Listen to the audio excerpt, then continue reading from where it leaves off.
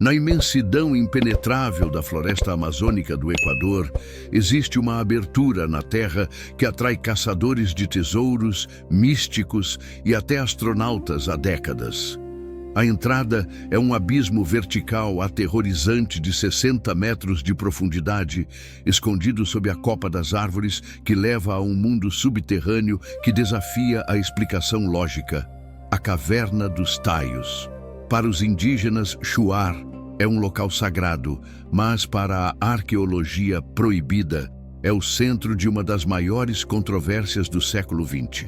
Tudo começou com uma afirmação explosiva em 1969.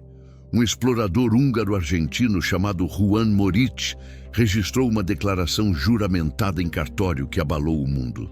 Ele afirmava ter encontrado, nas profundezas inexploradas da caverna, uma biblioteca metálica.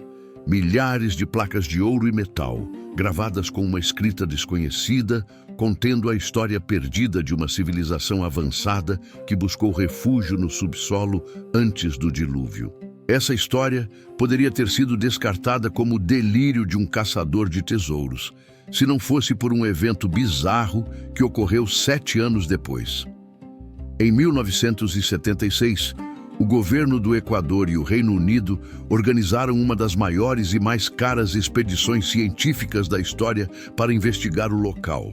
E quem aceitou ser o presidente honorário dessa missão? Ninguém menos que Neil Armstrong, o primeiro homem a pisar na Lua. A pergunta que ecoa até hoje é: por que o astronauta mais famoso do mundo, um engenheiro meticuloso e homem da ciência oficial, se arriscaria na selva amazônica para entrar em um buraco cheio de morcegos? A presença de Armstrong deu uma legitimidade assustadora à lenda. Ele não estava lá a passeio, ele estava lá procurando algo que a NASA ou os governos pareciam levar muito a sério. A descida para a caverna é uma operação militar.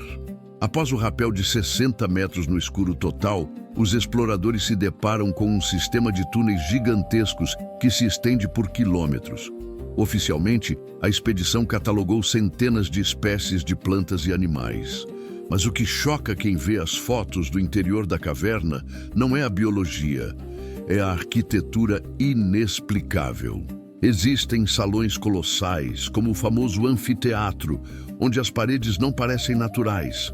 Elas são lisas, polidas e formam ângulos retos perfeitos de 90 graus com o chão.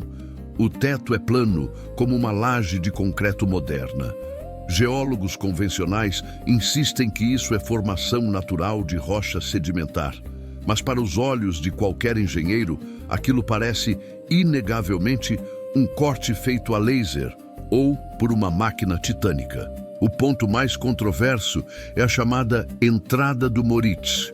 É um portal de pedra retangular, com um dintel, viga superior, perfeitamente encaixado, que parece a porta de um hangar subterrâneo ou de um templo esquecido. É difícil olhar para aquela estrutura geométrica precisa e aceitar que foi feita apenas pela erosão da água e pelo tempo. A natureza não costuma criar linhas retas e cantos polidos. Além da geologia impossível, existe o mistério do Padre Crespi, um monge salesiano que viveu na cidade de Cuenca, perto da região, e que por décadas recebeu presentes dos indígenas que diziam ter tirado da caverna. O acervo de Crespi era perturbador. Placas de ouro e latão com desenhos de pirâmides, elefantes e símbolos que lembravam a escrita suméria antiga, coisas que não deveriam existir na Amazônia. Muitos desses artefatos mostravam monstros, seres humanoides estranhos e coroas complexas. Céticos dizem que eram falsificações modernas feitas em zinco para agradar o padre, mas a quantidade e a complexidade metalúrgica de alguns objetos deixam a dúvida no ar. Onde está esse tesouro hoje? Após a morte do padre e um incêndio suspeito, a maior parte da coleção desapareceu ou foi escondida nos porões do Vaticano. A expedição de 1976, com todo o seu aparato militar, forças especiais britânicas, SAS, e cientistas de elite, nunca apresentou a tal Biblioteca Metálica ao público. O relatório final foi vago e focado em botânica, mas rumores persistentes de participantes afirmam que caixotes pesados foram retirados da caverna em segredo e levados embora em helicópteros militares. Seria a Caverna dos Taios um refúgio nuclear de uma civilização antiga?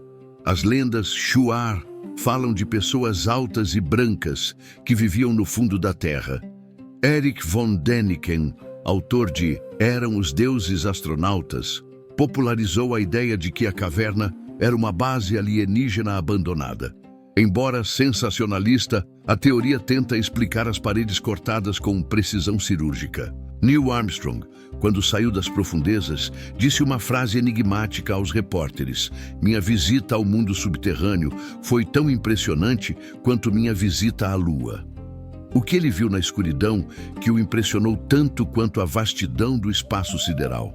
Armstrong era um homem de poucas palavras, e essa comparação não foi feita levianamente. Até hoje, exploradores modernos e geólogos relatam fenômenos estranhos no local. Luzes inexplicáveis, sons mecânicos vindos de poços sem fundo e a sensação constante de estar sendo observado. O sistema de túneis é tão vasto que nunca foi totalmente mapeado.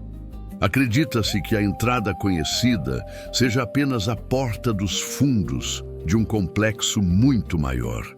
A conexão com a Terra Oca ou com civilizações intraterrenas é o combustível das teorias da conspiração.